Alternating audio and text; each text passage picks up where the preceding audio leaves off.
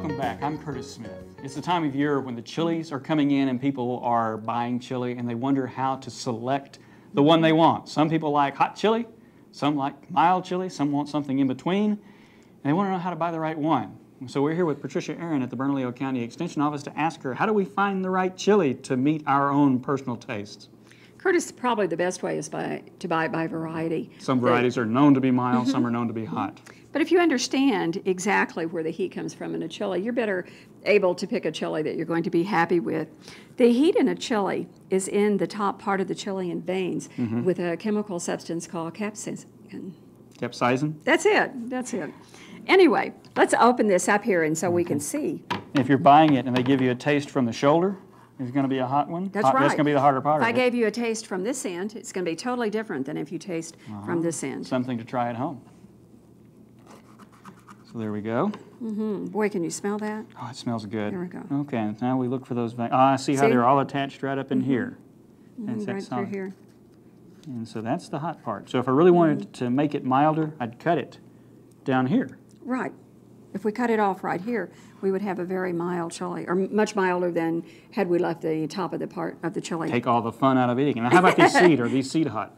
No, they're not. I think that's a misconception that people think the seeds determine the heat, but they really don't. It is that chemical substance.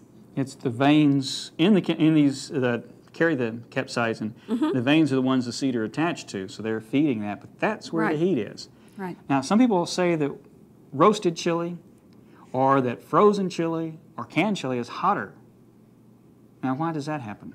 Well, that happens by diffusion, because you can see that if we roast the chili, what we're doing are causing breaks in those veins, and then when you freeze it, then by diffusion, that chemical seeps out into the rest of the chili, making it taste hotter. Hot, I don't know hot that all over instead of where it should be mild. So the it's entire not. flesh becomes hot as the top part. So if you like hot chili, there's a way to do it. It's true in canning also. Okay, so we can do it, any of these, once we've roasted it, once we've done anything that caused these veins to break, we've released the chemical into the whole chili. Right.